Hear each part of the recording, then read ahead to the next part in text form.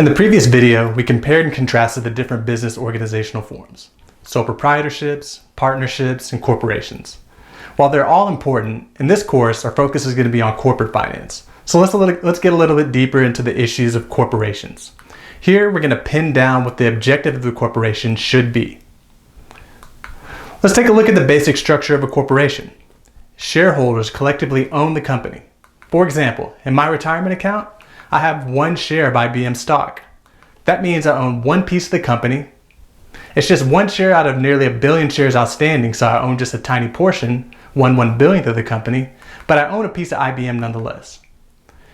Everybody below the stockholders on this chart technically works on my behalf. The CEO, the IT manager, everyone should be making decisions that make the shareholders better off.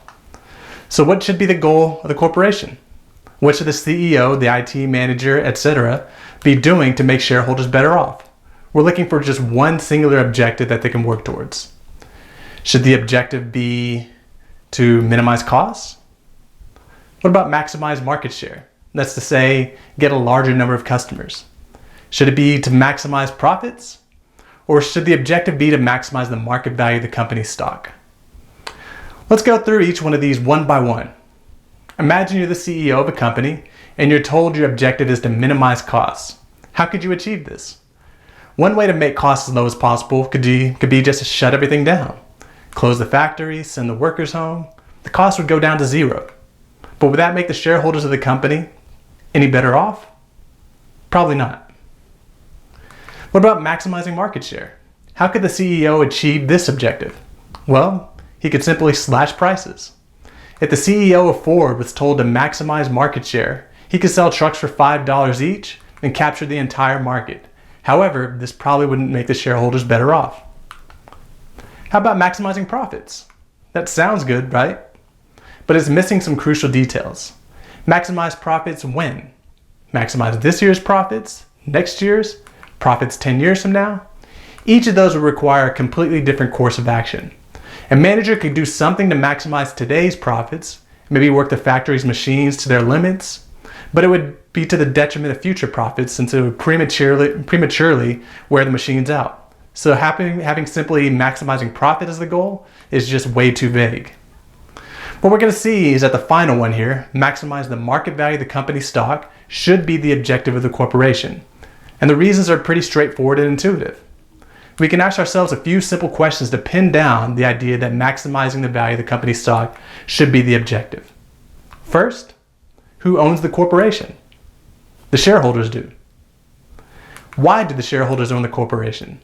Well, they own the company to increase their own wealth.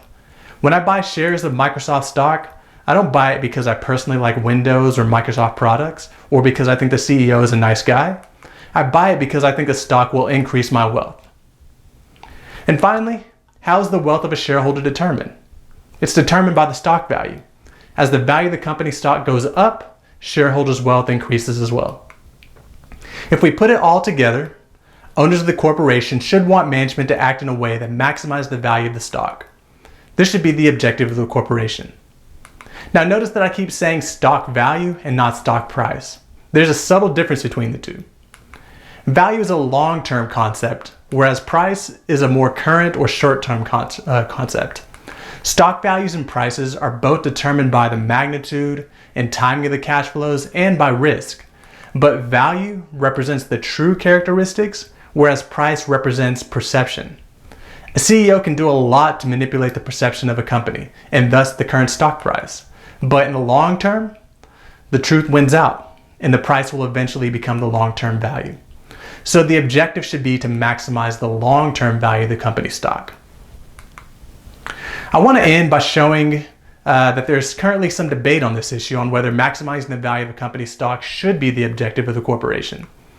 The Business Roundtable, a group that's comprised of CEOs of some of the biggest companies in the world, recently put out a statement that said the objective should be to put more focus on a broader group of stakeholders, including customers, employees, and the community, rather than just shareholders. This perspective is still in the debate phase, and the idea of shareholder primacy is still the main way of thinking. But given the types of people involved in this discussion, it does provide an insight into how corporations could potentially be run in the future.